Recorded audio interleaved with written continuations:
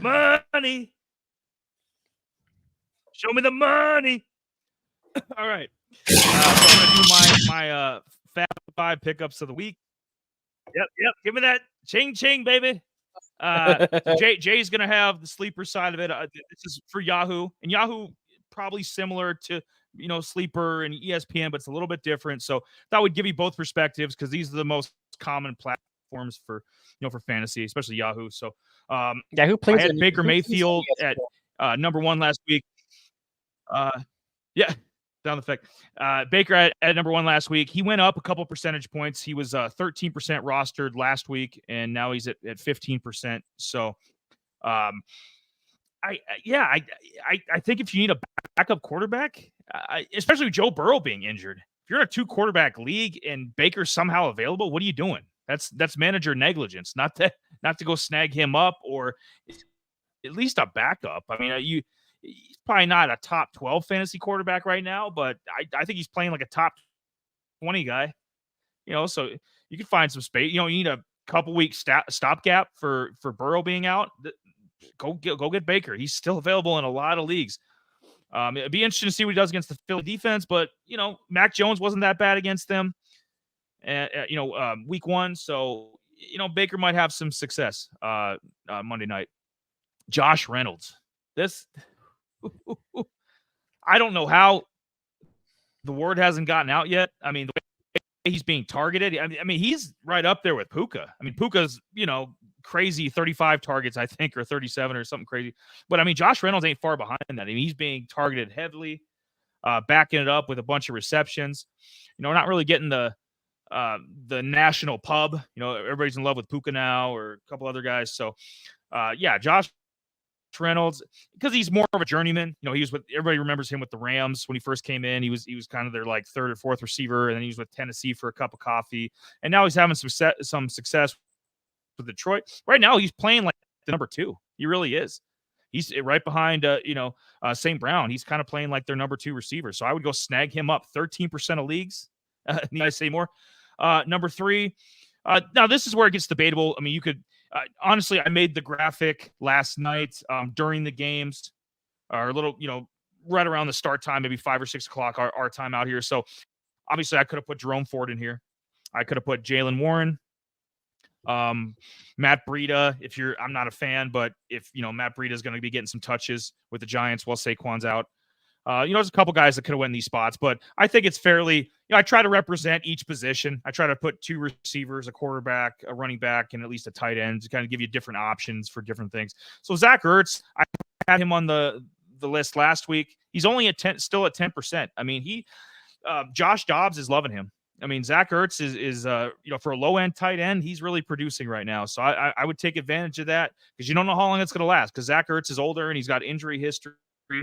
But for the time being, Zach Ertz, in a deeper league, in a 16-man league, you could probably start Zach Ertz every week. Honestly, 12-man, it's really getting sketchy at that point, but 16-man definitely. Tajee Spears have it number 4 because if you would have told somebody last week at this time, hey, go snag Jerome Ford. I mean, people would have been like, okay, maybe, but because nobody saw Nick Chubb going down for the year. Nick Chubb has been. Since he came into the league, he's been a workhorse. I mean, who could have seen that coming? But now we're telling you, go get Tajee Spears because if something happens to Derrick Henry, this is the guy. This is the guy that offense is set up for the run. So I could easily see him taking over and kind of doing what Jerome Ford's gonna be doing with Cleveland. Kind of there's not much of a drop off, in terms of production. And Tajee Spears could be the guy every week getting 90 yards and a touchdown. And you'll thank us. You'll be like, wow, Eli and Jamie, you called that a week early. You're damn right, because I don't trust Derrick Henry's health. And number 5, like I said, this is also subjective. Put Tank Dell at number 5 because he's getting targets. And finally, in week 2, he kind of stepped up a little bit. CJ Stroud, honestly, I wasn't a fan of him coming in, but he's first 2 weeks he hasn't looked too bad. I gotta give the devil his due. CJ Stroud has been slinging the ball around. And had a really good week 2. The Texans aren't very good, and he's not getting the dubs to back that up. But in terms of passing yards and touchdowns, he's slinging it to everybody. He's slinging it to Robert Woods, slinging it to Nico Collins, who's going to be in my DraftKings list here. and Tank Dell now. Tank Dell is probably the number 3 or 4 guy, probably more number 4, but worth looking at because if one of these, Robert Woods is 33, he goes down, boom, he jumps him.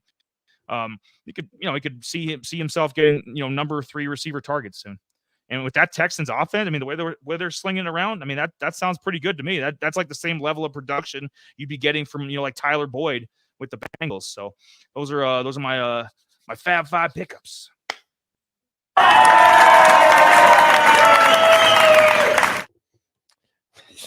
All right. So if they're, I think I wrote down a couple more other guys too as well.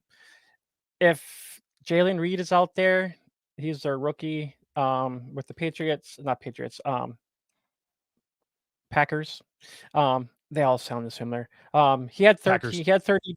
Yep, he had 13 targets in that game. So it's very possible that Jordan Love is kind of slinging it around to other guys, and we still don't know the state of Christian Watson.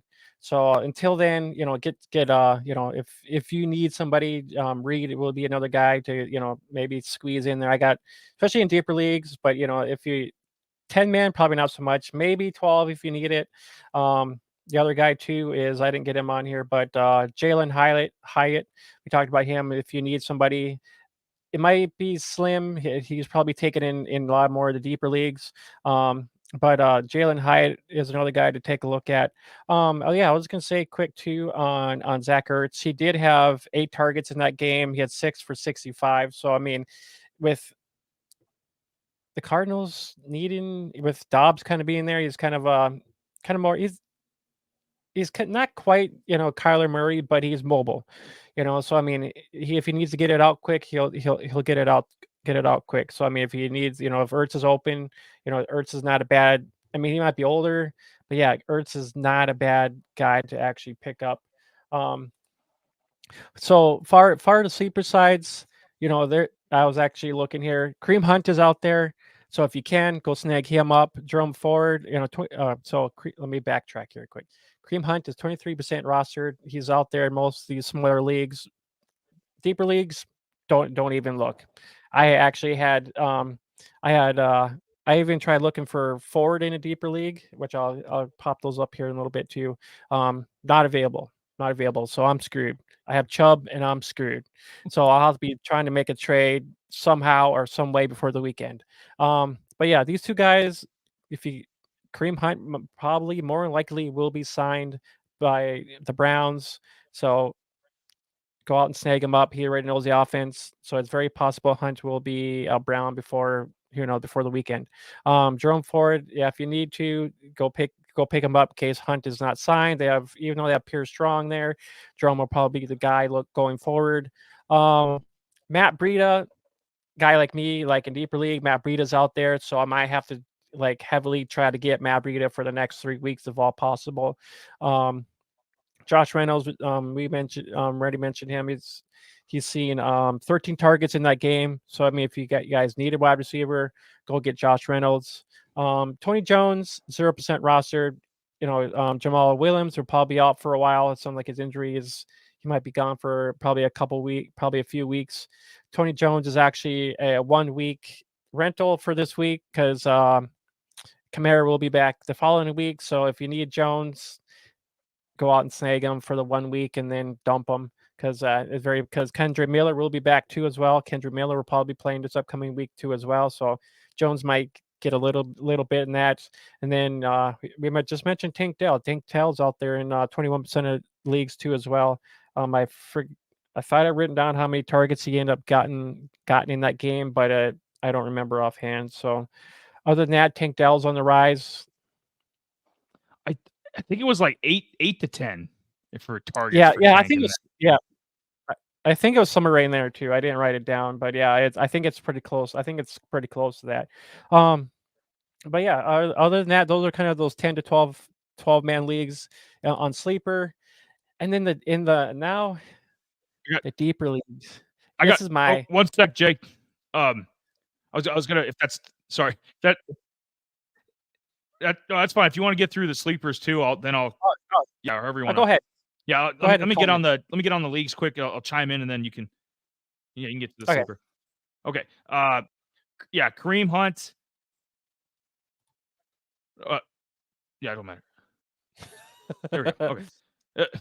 Kareem Hunt. I would assume he's the backup because you got to get into playing shape. He's not going to step it if the Browns do end up signing him. I know he met with them today. If they do end up signing him, which I think is likely, he knows the offense and he was there for a couple years. He's still going to be the backup. So Jerome Ford is the guy of the two that you want. And maybe later in the season that changes. Maybe week 11, 12, 13, maybe Kareem is in the football shape and he takes over the lead role, or something happens with Jerome Ford, he gets hurt. But yeah, just to get that out of the way. And Tony Jones had a nice game, but I think that's another one of those 1 week pop guys that you should stay away from because I think Kendry Miller's going to start because Alvin Kamara is still suspended. Jamal Williams is going to more than likely be out. So Kendry Miller, who me and Jamie talked about in the offseason, probably get the go. And that's he might put up some decent numbers, especially in DFS. He's going to be a cheap option, probably way down the list. So, and especially here, I would assume Kendry Miller is probably less than 10% rostered. Can't be anything more than that. So Kendry Miller, of the two Saints backs, I would say he's the better pickup or play than Tony Jones. Yep. All right. Now, my top sleeper 6. Josh Downs. He's still out there in 11% rosters. He actually had I guess I didn't write down his targets. What the hell's wrong with me? But he's still out there. I think he had like 8 targets somewhere in there in that game. So he's still getting targeted. Nelson Aguilar, he actually seen more targets actually out of Bateman and Duvernay. If you need somebody in a deeper league, if you need a body now, Aguilar probably won't hurt. It's pretty much what he is. Yeah. The other guy too is Chase Claypool, 7% rostered. He actually had 8. Oh, so Nelson Aguilar. I did write down there. So Josh Downs had 5 targets in that game. Nelson Aguilar had 6 targets in that game, and then Claypool, who had 8 targets in that game. So he's another guy. Even though the Bears are looking kind of bad, they got to throw the ball somewhere. And if you're in a deeper league, I think overall Chase is a decent guy from what I've seen on the waivers. Chase Claypool is, and he has the capability of actually, I think he had a touchdown. Yeah, he did have a touchdown. So he's kind of the second wide receiver, and not for a deeper play, not bad. Cade Otton, he actually had 6 targets in that game. If you're looking for a tight end, I think Cade Otton, not a bad. Didn't see Ertz. He's probably long gone anyway. So these are kind of just slim to very. If you need somebody, Cade Otton is a guy to look at. The other guy I had was John Bates, just in case their other guy. I can't think of the other guy. Their tight end gets hurt, or if he's out from concussions because he kind of got injured in that game. Bad cheap shot. And then Matt Breida, 2%. We're in this 16-man league. I have to try to get Matt Breida, not a worthy option. It's kind of crappy, but I wish there was Kareem Hunt or Ford was still an option out there. Not a chance. So I have to figure out how much money I want to spend on Matt Breida to try to get in my leagues as well. But not a bad option.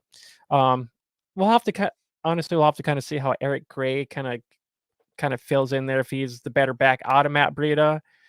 So probably wouldn't hurt to try to maybe pick up both if all possible, because you can totally just drop one or the other.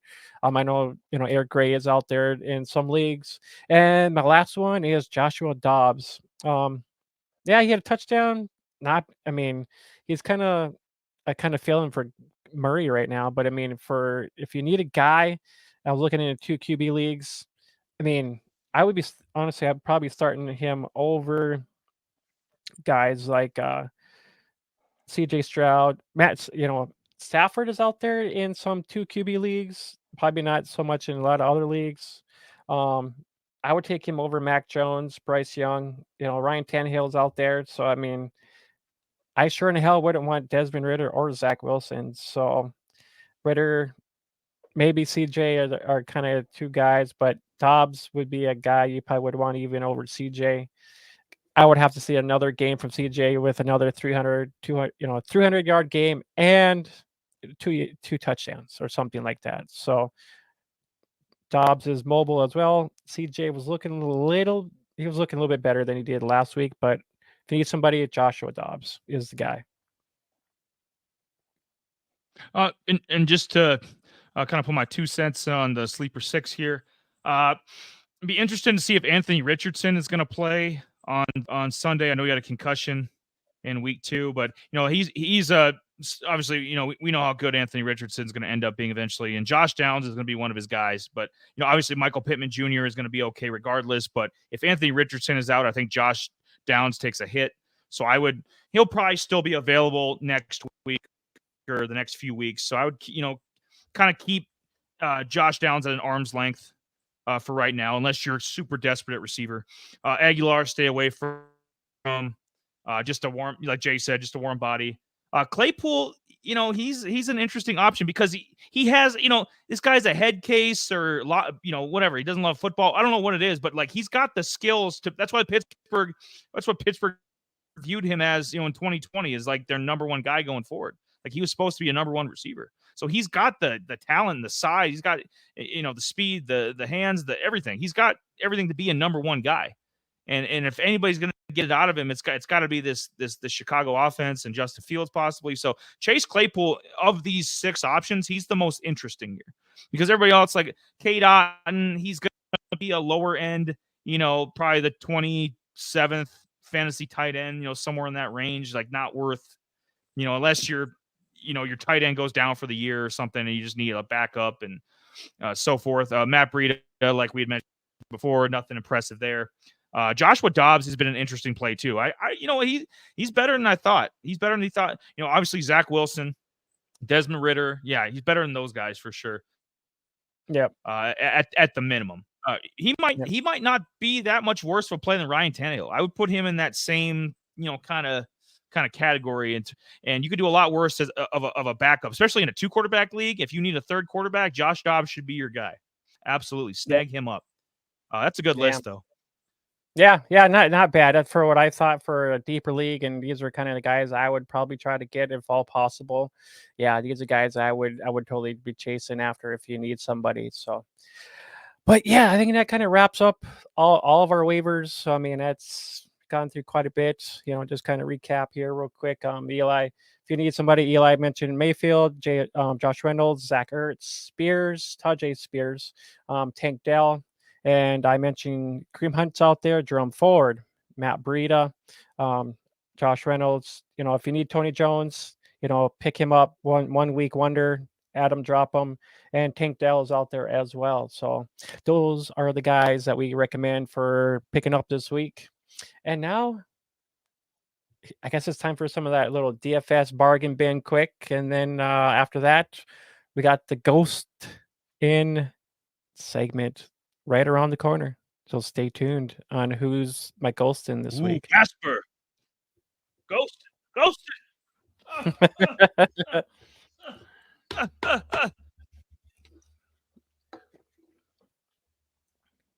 Yeah, that's hilarious. He's drinking a Ghost energy drink while he's about to bring up the Ghost segment. I love it. Right? Ghost in. I know, it's horrible. It's actually a good flavor. Is that the tropical mango? Oh, yep. Cha-ching. Hell yeah. I love it. All right. Let's get this on the wraps because it's just we're about a little bit in an hour and 8 minutes into the show, and I have to eat yet. Yeah. So get this